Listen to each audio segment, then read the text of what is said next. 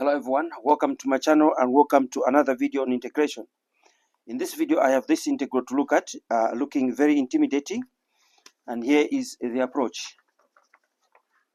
So we have the integral from 0 up to pi by 4 of cosine of x plus sine of x, and we're dividing this by 16 plus 9 sine of 2x dx. And we continue as follows. This is the same as the integral from 0 up to pi by 4 of, watch this now, cos of x plus sine of x, and I'm going to combine this and write dx next to it like this. And we're dividing this by 16 plus 9. Now this part here, we use double angle formula for sine, remember? So this is the same as 2 cos of x sine of x. Right, now we proceed as follows. We're going to let u, now we're using u substitution, we're going to let u be equal to the conjugate of this one here, where we change the sign there to minus, and so we say let u be equal to cos of x minus sine of x.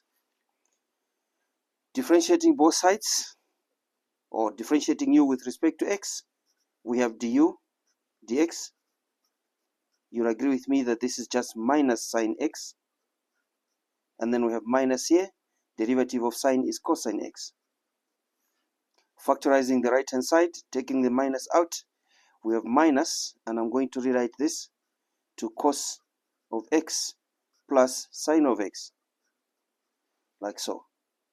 And then remember we have du dx being equal to this, multiplied by dx both sides. We're going to have du is equal to minus cos of x plus sine of x dx. Now you understand why I had to rewrite that expression in that format. We multiply by minus 1 both sides because we have positive cosine of x plus sine of x dx there. So we need positive expression on the right hand side. So this changes to minus du is equal to, open brackets, cos of x plus sine of x dx. Now you can see that this expression here is exactly what you have in the numerator there. So that numerator is taken care of. I'm going to have minus du there. But how do I deal with this part here? 2 cos x sine x. In order to obtain the expression for that, I have to square both sides of this equation here. So that's the next part I'm going to have to pursue. The next part is going to be, let me take this to the next page. We are going to square now. We're going to square this equation here, square both sides. So we're saying we have u being equal to cos of x minus sine of x, and I have to square both sides. Squaring the left, I get this. Squaring the right, I get cos of x minus sine of x all squared. Removing the brackets, right hand side changes to cos squared of x minus 2 sine x cos x, and then plus sine squared of x. Now notice that sine x cos x is the same as cos x sine x. So I can rewrite, put these together, you're going to get cos squared x plus sine squared x, and then we have minus 2 cos x sine x. Addition, sine x cos x is the same as cos x sine x. Now notice that this is equal to 1, a very common trig identity. So this is equal to 1 minus 2 cos of x sine of x. Where are we coming from? We're coming from u squared equals this. Now let's make this subject a formula. We're going to get 2 cos of x sine of x, and this is just going to be equal to 1 minus u squared. Now the denominator is taken care of, because this part now can be replaced by that expression there, 1 minus u squared. But now we have to look at the limits of integration. So remember, these limits are with respect to x, but we have u variable now, a new variable. So we have to work out the new limits using this equation here. So limits of integration, remember, we have u being equal to cos of x minus sine of x. Now we're going to say as x approaches 0, our lower limit as x approaches 0, what does u approach?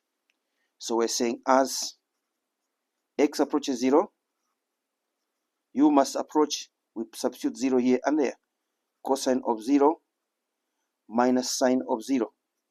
We know sine of 0 is 0, cosine of 0 is 1. So that's our new lower limit. And as x approaches pi by 4, remember that's our upper limit. There it is, pi by 4. What does u approach?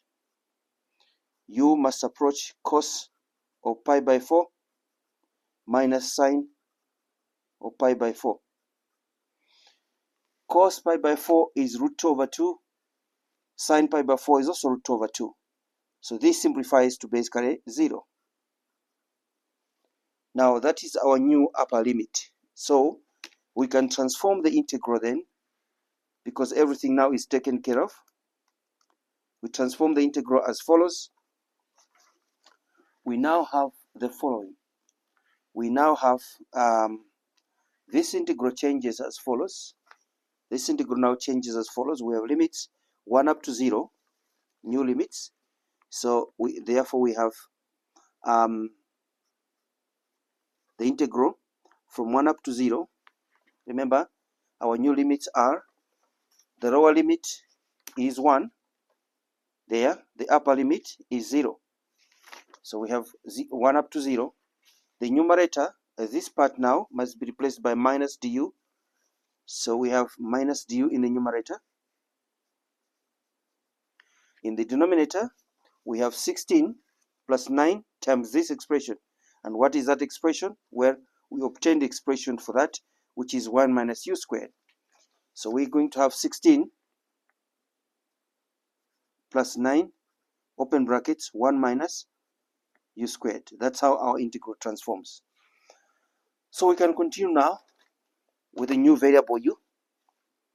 Take the minus out, so this is the same as minus the integral from 1 up to 0 of du all over, remove the brackets here, we have 16 plus 9 minus 9u squared.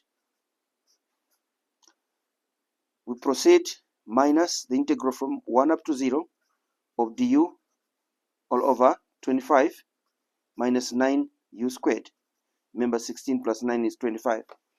Now, using the fundamental theorem of calculus, you can actually swap the limits of integration and remove the minus sign. In other words, the upper limit becomes lower and the lower limit becomes the upper limit. The minus goes. So this is the same as the integral from 0 up to 1. The minus is gone. Du all over 25 minus 9u squared, using the fundamental theorem of calculus. Next, we proceed as follows. Looking at this expression in the denominator, you see we have 25 minus 9u squared. The moment you have 9u squared or something u squared subtracting, we're going to manufacture a 1 here. So we force the common factor in the denominator to be equal to 25 and factorize it as follows. So this is the same as integral from 0 up to 1 of du all over, watch this, 25, open brackets, 25 into 25 is 1, and then 25 into this expression is 9u squared all over 25, like so. Right, and we proceed. 25 is dividing, remember, and is a constant. I can take it out of the integral. So what I'm going to have now is the following. I'm going to have, that is the same as 1 over 25 times the integral from 0 up to 1 of du all over, watch how I write the denominator now, 1 minus, I'm going to say 3u over 5, and I square the whole of this expression, like so. Fantastic. At this point, I'm going to use sign substitution. Remember, when you have 1 minus something squared, and whatever is squared has a variable of integration, we use sign substitution. That's the best substitution you're going to use as far as strict substitution is concerned. So we're going to let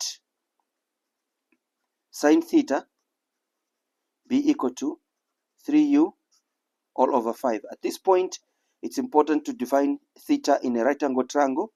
We're going to need it at the later stage. Remember, if this is our theta, sine is the opposite over the hypotenuse. And we have to use Pythagoras theorem to work out the remaining side. You'll agree with me that it will be that squared minus that squared, and we take square root. So this will be square root of 5 squared is 25. Squaring this is minus 9u squared by Pythagoras theorem. Right, but we have to differentiate both sides this expression in order to obtain an expression for du. So differentiating both sides, we have derivative of this expression. Remember, if you agree with me, it's just cos of theta. Then we have to say d theta. On the right hand side, 3 over 5 is a constant, du. Now make du subject to formula because we have du there. Multiply both sides by 5 and divide by 3. So we have 5 over 3 cos of theta d theta is equal to du. Fantastic. Now I'm going to leave out the limits of integration, evaluate my integral using d theta, and then come back and convert back to u, or revert back to u variable, and then take the limits from 0 up to 1 as follows. So we are now going to say we now have the integral 1 over 25. Leave out the limits of integration. We have in the numerator, I'm going to have 5 over 3 cos theta d theta. In the denominator, I'm going to have, watch this, 1 minus sine squared, because this is sine now, sine squared of theta. Fantastic. Take 5 over 3 out because it's a constant. Taking us to page 5, just to complete this. Page 5.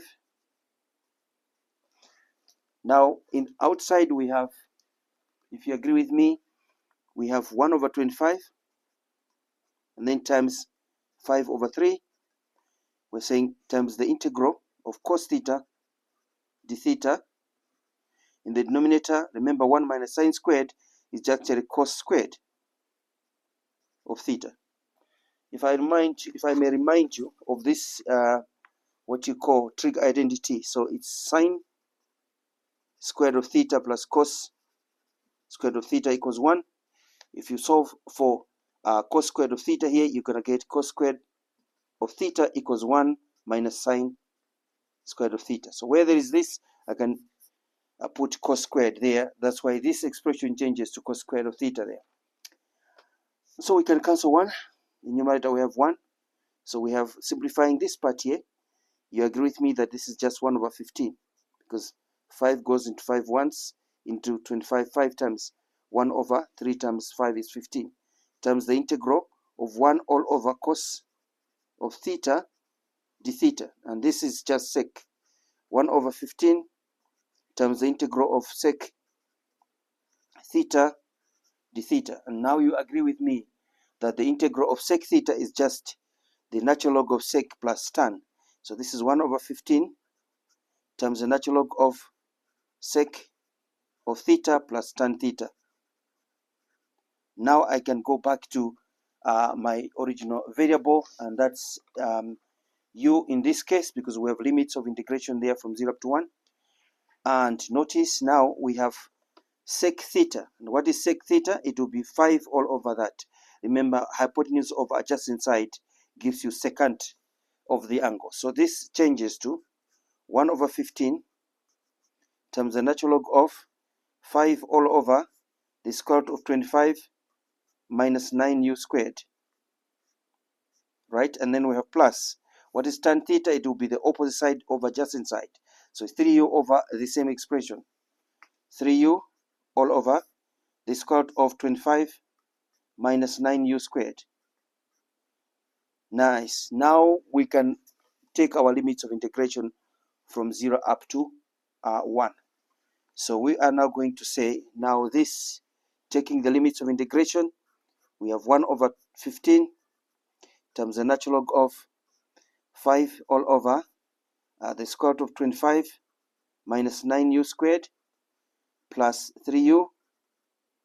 Remember, the denominator is the same, so I can just put one expression, but let's just carry on.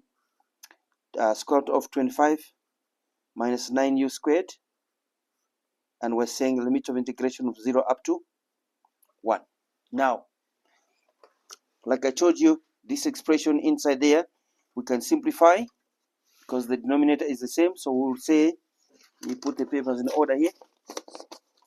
So we'll say that is the same as, watch this, is the same as, so page 6 now. The same as 1 over 15, and I'm saying natural log of the absolute value of 5 plus 3u all over the square root of 25 minus 9u squared. And we're saying from 0 up to 1. Right, so we have 1 over 15 outside times the natural log of the absolute value, substituting 1 there and there. You agree with me that now we don't need this absolute value actually, because the expression will be positive now. So we're saying 5 plus 3 times 1 all over square root of 25 minus 9 times 1 squared. And then we have to say, allow me to put that bracket there, and I'm going to close this bracket and say minus, substitute 0 there and there now.